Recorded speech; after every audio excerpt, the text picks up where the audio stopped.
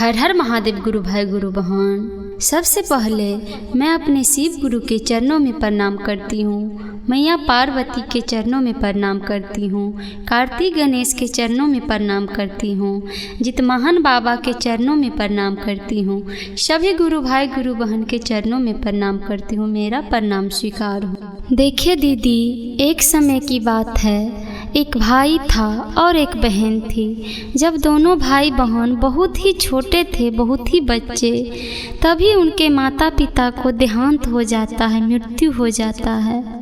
वो दोनों भाई बहन बहुत ही प्रेम से रहते थे। जब बड़े हो गए दीदी, तो दोनों भाई बहन का शादी हो जाता है।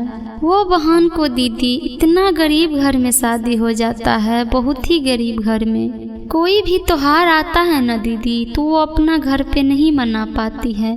उनके पास इतना पैसा नहीं रहता है कि अपने ही घर पे कोई भी त्योहार मना सके।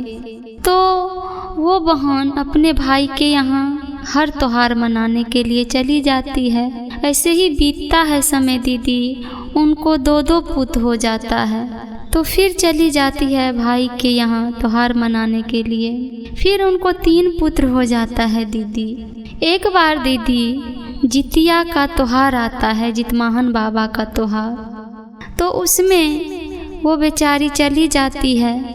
तब वो दीदी, उनके भाभी इतना गुस्सा हो जाती है, इतना गुस्सा कि उनको तो होता है कि कल जाएगी सो आज ही क्यों नहीं चली जाती है। बहुत ही गुस्सा करती है, बहुत ही गुस्सा। तब उनका भाई, वो बहन का भाई, अपने पत्नी को मनाते हैं कि मेरी बहन तो 2-3 दिन के लिए आती है और फिर चली जाती है, तो तुम इतना गुस्सा क्यों करती हो? मत करो, मेरी बहन गरीब है इसीलिए न यहाँ पर आ जाती है। यदि अपने लोग के जैसा अमीर रहती तो क्यों आती अपने घर पे? जब गरीब है तभी ना आ जाती है। वो अपने पत्नी को खूब समझाते हैं, लेकिन उसका जो जलन होता है ना दीदी, बहुत ही, तब पर भी अपने पति को बात मानती है, लेकिन उनका जलन जो था रहबे करता है। दीदी वो जितिया का पावन करती है। जब नहाए खाए का दिन होता है दीदी, 3 दिन का व्रत रहता है।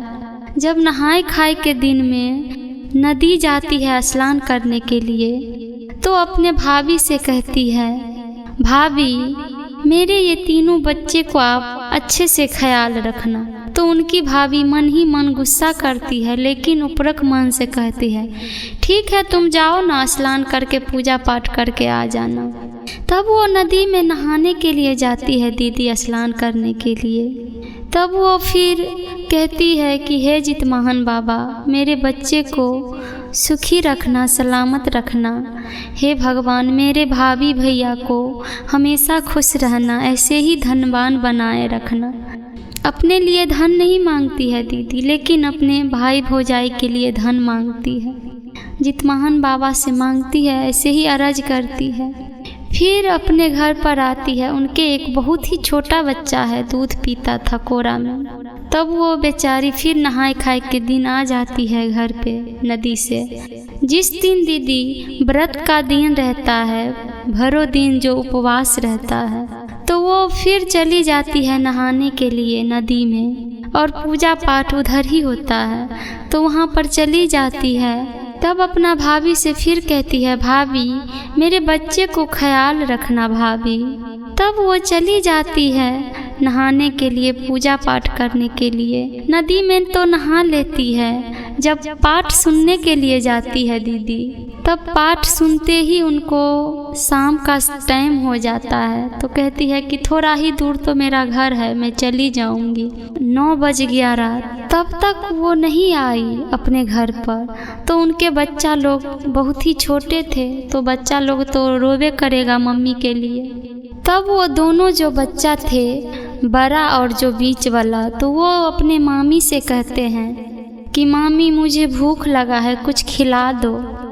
तो वो उसकी मामी कहती है देखो ना वहाँ पर कुछ होगा ना किचन रूम में, तुम लोग खा लो। और वो छोटे बच्चे को कोरा में रखी थी, वो बहुत ही रोने लगा दीदी, बहुत ही, वो तो और दूध के लिए रोता रहा।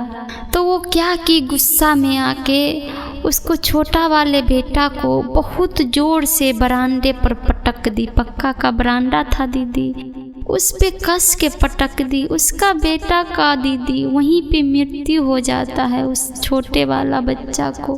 तभी उनका बड़ा बेटा देख लेता है तो कहते अरे मामी तुम मेरे छोटा भाई को मार डाली, मामी तुम मेरे भाई को मार डाली। कैसे भौजाई कसाई थी दीदी, कितना छोटा बच्चा को पटक कर मार डाली। तब वो भौजाई कहती है अरे ये तो मुझे देख लिया, ये तो मेरा भंडा फोड़ देगा। दीदी वो भौजाई वो बड़े वाले बेटा को भी कंठ को दाब दिए, दबोच कर उसे भी मार डाली। कैसन कसाई भौजाई थी दीदी। वो जब बड़ा बेटा को भी कंठ दबोच दिया, मार डाली, तब उसके बिचले वाले बेटा है वो देख लेता है तो वो भी चिल्ला के रो रो कर कहता है मामी तुम मेरा दोनों भाई को मार डाली, मामी तुम मेरा दोनों भाई को मार डाली। तब वो भौजाई कहती है अरे ये भी देख लिया, ये तो और मेरा भंडा फोड़ देगा। तो दीदी वो बिचले वाला जो बेटा था उनका, उसको भी कंठ दबोच कर मार डाली वो भाभी। जब तीनों बच्चे को वो भाभी मार डाली दीदी, मार कर तीनों बच्चे को तीनों रूम में देकर और कपड़ा लेकर ढक देती है। जब सुबह हो जाता है दीदी, तब वो परना के दिन वो बहन आती है और वो अपने भाभी से कहती है भाभी मेरे बच्चे लोग नहीं दिखाई देते हैं, मेरे बच्चे लोग कहाँ गए हैं भाभी। मेरा छोटा वाला बेटा तो बहुत ही रोता होगा ना दूध के लिए, बुलाइए ना भाभी, मैं उनको दूध पिलाऊंगी। तभी उनकी भाभी अपने ननद से कहती है कि तुम अपने ससुराल से झगड़ा करके आ गई हो, तुम्हारा पति यहाँ पर आया था और तीनों बच्चे को लेकर चला गया।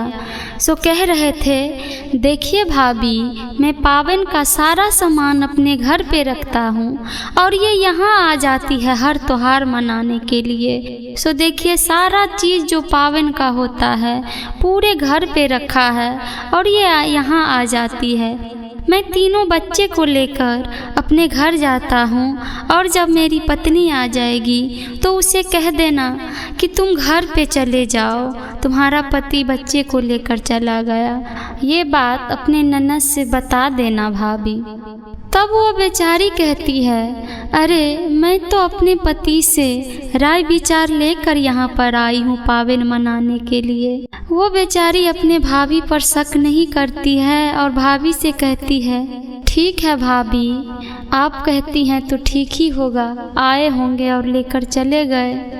वो बेचारी भाभी से कहती है भाभी मैं स्नान कर लेती हूँ, पूजा पाठ करके फलहार करके चली जाऊँगी मैं भी।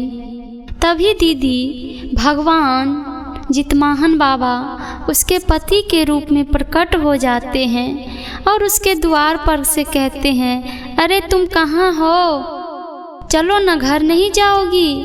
तभी वो बहन को खूब अचंभा आ जाता है दीदी, कहती है अरे आप यहाँ तो तीनों बच्चे को लेकर आप घर पे नहीं गए। भाभी तो बोली कि आप आए थे और तीनों बच्चे को लेकर चले गए। तो उनके पति के रूप में जितमाहन बाबा कहते हैं अरे मैं कब ले गया बच्चा, मैं तो अभी तुरंत आया ही हूँ। सो अपने सब आदमी अब चलो घर पे। तो वो कहते हैं कि तीनों बच्चा है कहाँ, नहीं है, नहीं मिल रहा है। तो वो उनके पति कहते हैं वो जितमाहन बाबा तुम जोर से बुलाओ बाबू सबको, वो अपने ही बोलेगा और आ जाएंगे, कहीं पे खेलता होगा तो आ जाएगा, बुलाओ। तो वो बेचारी कहती है बाबू किधर है तुम, आ जाओ। उनके जो बड़ा बेटा है दीदी वो कहती है मम्मी मम्मी मैं इधर हूँ मम्मी। वो बेचारी दौड़ते दौड़ते जाती है उस रूम में, तो देखती है बेटा को कपड़ा के तर में बोरा में बांध दिया है उसकी भाभी। तो कहते हैं उनके बड़के बेटा, मम्मी मुझे ना मामी मार डाली, मम्मी मुझे मामी मार डाली। वो बेचारी तो खूब रोने लगी। फिर बिचले वाला बेटा को बुलाती है, बेटा तू किधर है, बेटा तू किधर है बेटा। उसकी बेटा तब उसके बेटा कहती है, दीदी मम्मी मैं इधर हूँ मम्मी। तो फिर दूसरे वाला रूम में जाती है तो देखती है कितना कपड़ा लाद दी है और बोरा में बांध के रख दी है। वो बेचारी वो बेटा को खोलती है, अपने सीना से सटाती है और के बेटा वो भी कहते हैं कि मम्मी मामी मुझे मार डाली, मम्मी मामी मुझे मार डाली। वो बेचारी खूब रोती है। फिर तीसरा वाला बेटा को बुलाती है, बाबू बाबू। तो वो रोते रोते खूब रोता है। वो तो बोलता ही नहीं था, बहुत ही छोटा था वो बच्चा। दीदी तभी खूब चिढ़ाने लगा, खूब रोने लगा। वो बेचारी फिर तीसरा रूम में जाती है तो देखती है बच्चा को कपड़ा से ढक के उसे भी बोरा में पैक कर दी थी उसकी भाभी। वो बेचारी जल्दी जल्दी बोरा को खोलती है, अपने बेटा को सीना से साटती है दीदी। और वहाँ के आस पड़ोस के लोग सब भी जमा हो जाती है कि क्या हुआ, इस आंगन में क्या हुआ। सभी लोग जमा हो जाते हैं और उनका भाई भी देखते हैं। वो बेचारा क्या ही बोल सकते हैं, इधर से बोलते तो इधर बीबी और इधर बोलते तो इधर बहन। किसके साइड लेता दीदी। वो बेचारा तो बीची में खंभा की तरह कुछ नहीं बोला। सभी लोग देखते रह गए गांव के। वो बेचारी अपने तीनों बच्चे को सीना से साटती है और घर की ओर चलने लगती है। वो दीदी न स्नान की और न पूजा पाठ की, और किसे कहते हैं फलहार करना। वो बेचारी 3 दिन के व्रत की हुई थी, जितिया व्रत।